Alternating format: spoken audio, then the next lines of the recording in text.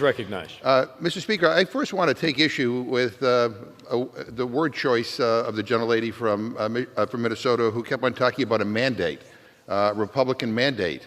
Where's the mandate? Is it in the room with us? Maybe it's hiding under the table. But the last time I checked, Republicans actually lost seats in the House of Representatives. Republicans now have the slimmest majority in nearly 100 years. So, one would think, given the closeness of the election, that we would hear more about the importance of working together and bipartisanship. But you'd be wrong, and that's reflected in this rules package. Mr. Speaker, it's truly kind of unbelievable that we're at this moment right now. We're down here debating the revision to the revision of the rules package. This time, again, after Republicans worked out another backroom deal. And what concessions were so important to bring the House to a standstill while they redrafted their package once again? Well, the last-minute addition we were all just sitting around waiting for says that bipartisan suspension bills can't be debated on Thursday or Friday. Never mind if there's an emergency like a national disaster or a terror attack, we can't move quickly. That's actually why this extreme Republican majority wants to make this change. They hate bipartisanship. They hate bipartisanship.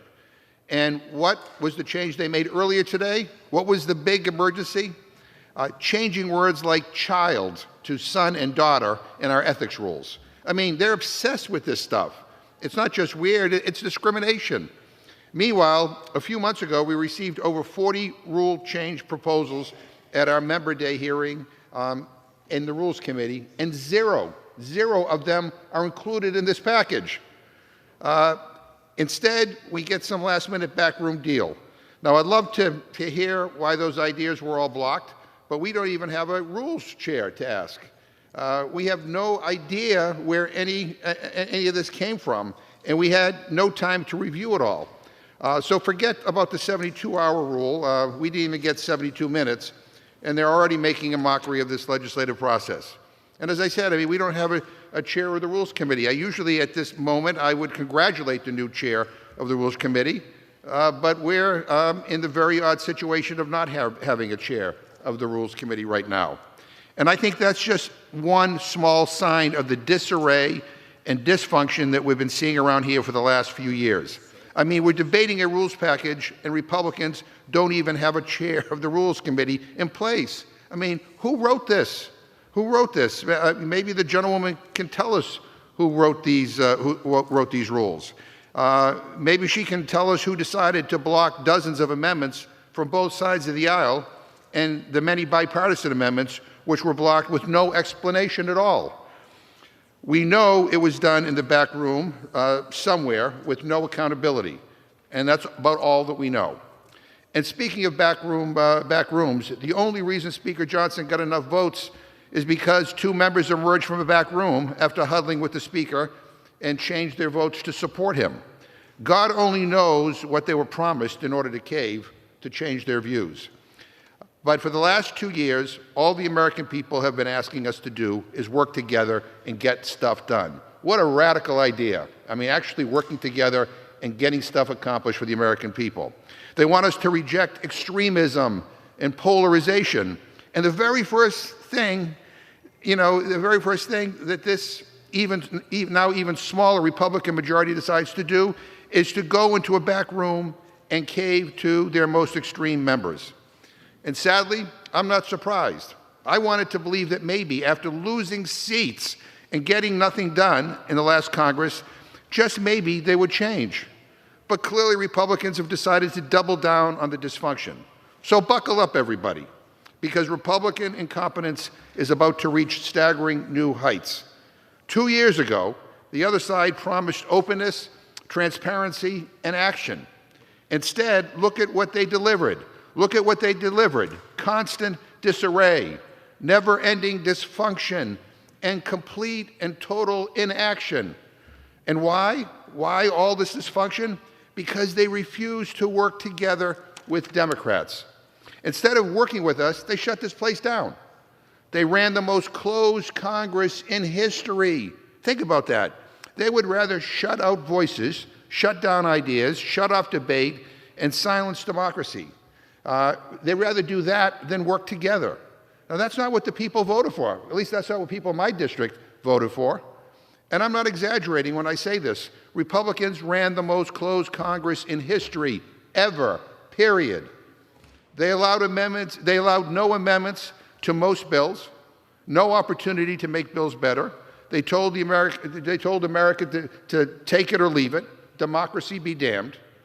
They talk about an open process. Give me a break. They blocked 6,000 amendments over the last 2 years. 6,000.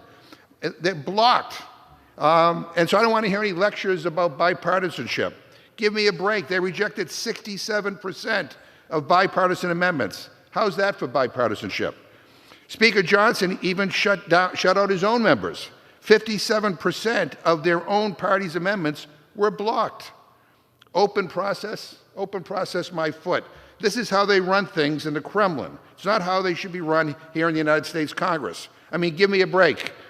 So forgive my skepticism when I hear from my friends on the other side of the aisle about bipartisanship and fairness around here, because Republicans have broken that promise over and over and over.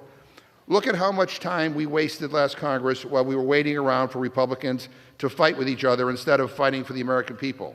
They spent weeks wasting taxpayer time and money because they couldn't elect a speaker, not once, but twice. Weeks wasted where Congress didn't do a damn thing. And now they have the nerve to lecture people about government efficiency? Come on, get real. How many times last Congress did they just send everyone home because they couldn't even pass their own bills? How many times did they miss their own deadlines? And when anything did get done, it was Democrats who stepped up to get it done. Hands down, Republicans ran the most ineffective, incompetent, and chaotic Congress in history. And you'd think that Republicans would reflect on their failures and maybe try to work toward solving the nation's pressing challenges. You'd think, but you'd be wrong.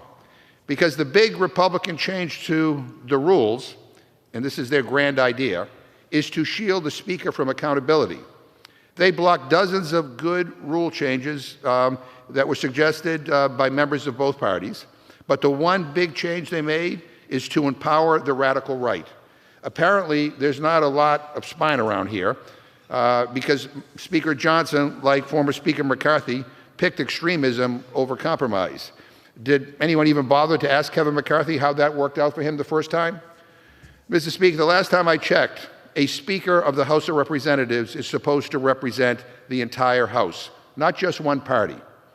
But a vote for these rules means that only Republicans have the ability to call for the removal of a Speaker. They are doing something totally unprecedented. For the first time in history, they are changing the rules to take away a basic right of the minority. That's nuts. What's next? Only Republicans can vote? That might as well be what they're saying here. And it's crazy. And it's all about empowering the radical right rather than sitting down together and trying to work things out. Democrats and Republicans should be working together to hash out our differences and to get things done. Speaker Johnson should have run for majority leader if he didn't want to represent the whole House. But he didn't. He ran for Speaker. And apparently nobody told him that as public servants, we are here to do a job, not keep a job. So I appreciate the words of the gentlelady about these rules and their agenda and all of that. But unfortunately, that's all they are. Words, talk, chatter. It all means nothing because the last 2 years have shown us time and time again that the Republican leadership says one thing and does another. Rules for thee, but not for me, is their motto. And the American people suffer because of their dysfunction and extremism. We had an opportunity to begin this Congress in a more bipartisan way, in a way that would give the American people some confidence that we will get stuff done. And instead, we begin with this, and it's a shame. And with that, I reserve my time. Time is